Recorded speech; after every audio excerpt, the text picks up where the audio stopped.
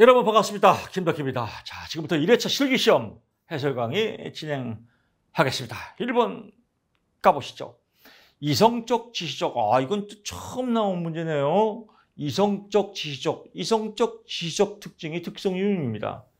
분석하는 거, 이성적으로 분석하자. 특성유인 상담의 세 가지 기본 가정. 기본 가정은 어떠해야 되냐 이겁니다. 인간은 신뢰성이 있고 타당하고 측정할 수 있는 독특한 특성을 지녔으며 진여야 측정을 하죠. 진여 딱까지 해도 됩니다. 여기까지 빼버리고요. 그냥 인간은 신뢰성이 물론 뭐 다 써도 좋고 이걸 써도 좋지만 그냥 저 같으면 이렇게 쓴다는 거죠. 인간은 신뢰성이 있고 타당하고 특정할 수 있는 독특한 특성을 지녔다. 내담자는 스스로의 문제를 독립적으로 해결하지 못한다. 해결하지 못하니까 도와줘야겠죠. 그러니까 지시적 상담 아니에요. 상담자는 훈련과 경험, 다양한 정보를 가지고 있기 때문에 문제 해결 암시와 조언이 가능하다. 조언이 가능하니까 지시하겠죠. 어렵잖아요. 이걸 다 외울 거 없이. 상담자는 전문적인 자질을 갖춘 사람이어야 한다. 뭐 이렇게 써도 되고 상담사는 문제 해결 능력이 있어야 된다. 이렇게 써도 되고요. 똑같이 쓸 필요는 없고 이런 내용만 파악하면 됩니다. 2번 가보시죠. 윌리엄슨 나왔네요. 무, 물, 어흥. 네 가지 범주만 쓰라면 무, 물, 어흥만 써도 되고요. 설명하라고 하면 설명을 하면 됩니다. 진로 부선택. 선택하지 않은 거죠. 불확실한 선택. 불확실하게 선택한 거죠. 선택에 확신이 부족한 거. 어리석은 선택, 현명하지 못한 거죠.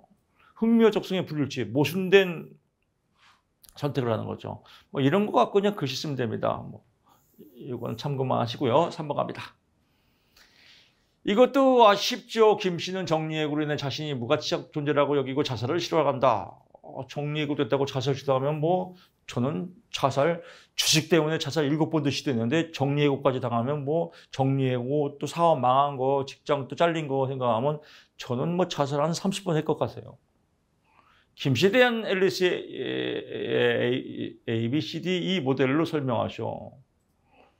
설명에 뭐가 있어요? 잘못된 거니까. 이 잘못된 거 ABCD, 앨리스, 비합리적 신념이다. 어떻게 고쳐야 돼요? 합리적 신념이다. 어떻게 ABCD를 맨날 똑같아요. 형식만 바꾸지.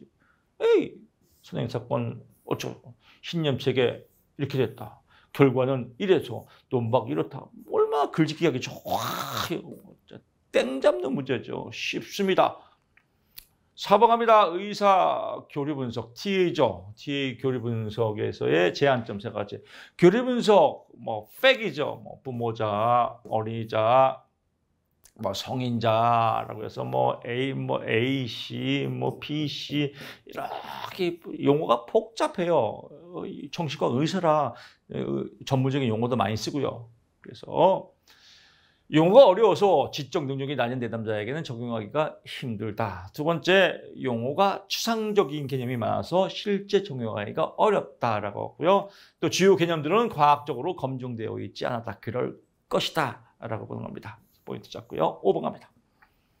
생애진로사정 또 나왔네요. 의미 호구조사죠. 내담자와 상담자가 처음 만났을 때 이루어진 구조화된 면담 기법으로 체계적인 정보를 수집하는 방법을 생애진로사정. 영어로 나올 때도 있습니다. LCA죠. 그래서 Life Career Assessment, 생애진로사정. 그래서 LCA 나오면 듣보잡 처음 나왔네 라고 하지 마시고 생애진로사정이다. 의미 나왔고요. 구조. 진로사정, 전형적인 하로 강증감정화 요약이다라고 보고요. 진로사정에 대해서 세 가지 활동을 수시로 별도로 나올 때 있죠. 그럴 때는 직업경험, 교육경험과 관심사, 여가활동 이렇게 포인트 잡으면 될 것 같습니다. 6번 가보시죠. 얻을 수 있는 정보, 호구조사를 통해서 얻을 수 있는 정보, 내담자의 직업경험과 교육 수준에 대해서 객관적인 정보를 수집할 수가 있겠고요. 내담자가 어떤 기술이 있고 능력이 있는지에 대해서 자기평가를 할 수가 있고요. 내담자 자신의 가치관과 자기인식을 파악할 수가 있다라고 포인트 잡으면 될 것 같습니다. 6번 갑니다. 처음 나왔죠. 아들러의 개인주의 상담에서 열등감. 아들러는 열등감이 문제다. 열등감이 여러 가지가 있는데 컴플렉스의 원인 세 가지를 쓰십시오. 열등감이 생기는 원인 세 가지. 그래서 기관성 열등감, 기관성이란 신체 기관이에요. 신체 기관. 기관성이가 무슨 뭐 기관차가 아니라 신체 기관, 신체 기관에 대한 열등감 이렇게 써도 됩니다. 신체 기관에 대한 열등감. 뭐 체격이 왜소하다든지 키가 작다든지 뭐 이런 신체적 컴플렉스. 그러니까 신체적 컴플렉스가 기관성 열등감. 과잉보호 응석바지 컴플렉스. 본인이 못하는 거죠. 자, 과제하세요. 못해요. 엄마가 해줘. 이런 이런 과잉보호 응석바지.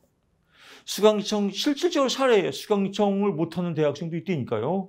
수강시청 본인이 해봐야 되는데 엄마 나 수강시청 못해. 엄마가 해줘. 우리 아들 엄마가 해줄게. 양육태만. 엄마 이번에 몇 학점 들을까요? 수강시청이 뭐 어떤 거가 나오는데 어떡할까? 그러니 어떤 거가 있나 볼까?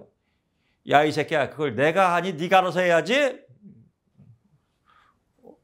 엄마 용돈 주세요. 돈 없어. 네가 알바해서 벌어. 왜 지랄해 자꾸 돈 달라고. 양육태만. 이러면서 생기는 컴플렉스 쉽습니다. 스포 발달. 또 나왔네요. 얘는 지겨워요. 직업상담의 6단계 또는 상담 과정 6가지. 문심자 현태희 나왔죠. 아주 감사하게 여러분 본자고 설명 안 나왔습니다. 8번 갑니다. 직업심리검사의 분류. 극대 수행검사는 뭐냐면 시간 제한 있게 하는 거. 습관적 수행검사. 성격. 극대 수행검사는요. 가장 대표적인 게 수능시험이에요. 수능시험. 그 수능시험. 문제는 쉬운데 시간이 없어서 못 풀어봤어요. 그런 사람 많이 있죠. 이 수능시험이 극대 수행검사. 습관적 수행검사. 시간 제한 없습니다. 그냥 알아서 자기 성격에 대해서 잘 정성껏 쓰시오. 솔직하게. 이것들의 대표적인 유형. 극대 수행검사. 성능, 능력검사예요. 성능. 그래서 지적성. 세 가지 쓸 때도 있습니다. 지적성. 그래서 지능검사, 적성검사, 성취도검사는 극대 수행검사고요. 습관적 수행검사는 성흥태죠. 여기서 극대 수행검사와 습관적 검사를 설명하고 각각의 대표적인 유형 2가지죠. 극대 수행검사는 인지적 검사이며 능력 검사이다. 문항에 정답이 있고 응답자 시간 제한이 있다. 최대한 능력 발휘를 요구하는 것이다. 라고 하고요. 2번이 그렇죠. 습관적 수행검사는 성흥태. 그래서 성향검사, 또 흥미검사, 또 태도검사 뭐 이런 것들이 있다라고 보고요. 유형은 성격검사, 흥미검사, 태도검사. 성향검사라고도 하고요. 정서적 검사라고 합니다. 다시 정할게요. 습관적 수행검사는 성향검사라고도 하고 정서적 검사라고도 하고요. 대표적인 검사는 성흥태다. 그래서 성격검사, 흥미검사, 태도검사가 있다. 비인지적 검사이며 성격 검사가 이에 해당한다. 성격을 보는 겁니다. 인지를 보는 게 아니라요. 문항에 정답이 없고 응답에 제한 시간이 없으며 평소 습관적인 어떤 행동을 보이는지 솔직하게 측정하는 것이다. 최대한 정직한 응답을 요구한다. 그래서 시험에 잘 나옵니다. 9번 갑니다. 투사적 성격 검사와 검사의 장점과 단점에 대해서 쓰십시오라고 나왔네요. 투사적 성격 검사의 가장 대표적인 거 뭐죠? RIT 로셔의 잉크 반전 검사. 그래서 잉크를 떨어뜨려서 모양을 반으로 접어서 나오는 거. 이 모양을 보고 어떤 생각이 듭니까? 뭐 나비 모양 같다, 또는 꽃 모양 같다, 동물의 뼈 같다, 여러 가지 반응이 있죠. 그래서 내담자의 무의식 세계를 알아보는 것. 누가? 전문가, 상담사가 알아보는 거죠. 뭘 물어보는지 모르겠죠? 그러니까 방어가 어렵다. 반응이 독특하고 다양하고 풍부하다라고 보고요. 단점은 그럴 것이다예요. 무의식 세계를 알아보는 거기 때문에요. 타당도가 낮고 신뢰도가 낮고 또 검사자, 전문가에 따라서 주관적 견해가 다르다. 또 다르기도 하고 영향에 미치기도 하고 검사자가 남자냐 여자냐, 검사자가 백인이냐 흑인이냐 이런 거에 따라서 검사 해석에 영향을 미친다라고 보면 되겠습니다. 10번 갑니다. 직업 심리검사의 신뢰도를 중요한 방법 3가지. 신뢰도 3가지죠. 검사 재검사 신뢰도, 반분 신뢰도, 동형 검사 신뢰도 똑같은 검사를 2번 시간 간격을 두고 검사하는 거. 반분 신뢰 검사 문항을 갖도록 해서 나눠서 하는 거. 동형 검사 신뢰도 같은 문제가 아니라 유형이 비슷한 동일한 특성을 측정하는 2개의 검사를 개발해서 신뢰도를 알아보는 거. 11번 갑니다. 준거 타당도계에서의 크기를 영향을 미치는 요인 3개만 쓰고 이거 또 나왔네요. 표지보차, 준거 측정체의 신뢰도와 타당도. 앞에 설명드렸죠. 대통령 선거 초등학교 학생들을 뽑아서 준거 타당도를 하면 오차가 생기겠죠. 표지보차. 강의하게도 그래요. 맨날 나온 거 또 나오고 나온 거 또 나오고. 지능검사에서 동작서 검사 이건 처음 나왔네요. 처음 나왔기 때문에 다음에 또 나올 수 있습니다. 왜? 많이 틀렸기 때문에요.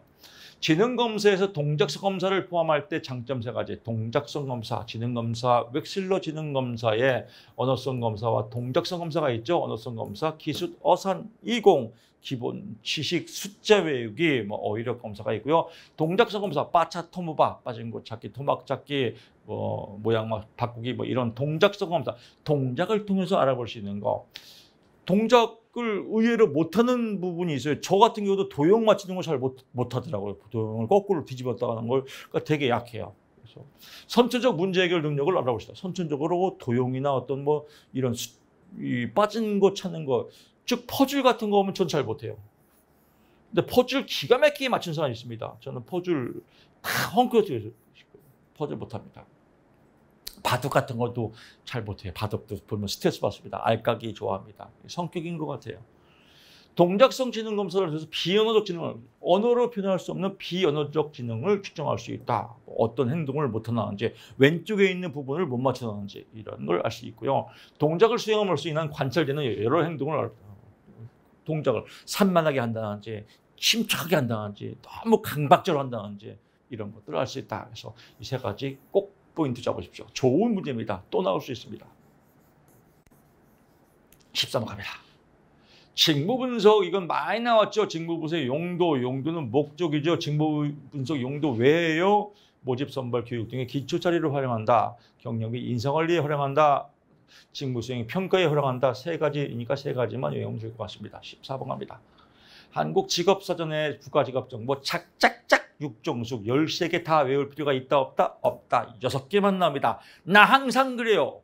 나 항상 그대를, 그렇죠. 그대를 딱 항상 6개만 나와요. 작작작 6정숙. 그래서 작작작 그만 그래라. 정숙해라. 6정숙. 고깃집에서는 정숙해라. 작작작 6정숙 6개 외우시고요. 15번 갑니다. 교수님 저 13개 외웠어요. 게터레이 쪼진스키입니다. 15번 가보시죠. 계산 문제 엄청 쉽습니다. 경제활동 참가율 구하라. 경제활동 참가율 구하라 라고 하면 여러분 시험 볼 때 제 음성이 지원돼야 돼요. 뭘 먹어야 돼요? 경제활동 하려면 생강을 먹자. 생강에 충청도 사투리는 생경이죠. 생경 먹자. 생경 곱하기 100. 생산 가능 인구는 몇 살이에요? 15세 이상 인구분의 경제활동 인구. 경제활동 인구는 분자 나누기입니다. 위에 게 분자입니다. 분자 나누기 생산 가능 인구 분모 곱하기 100 하면 계산기에 답이치가 써 있습니다.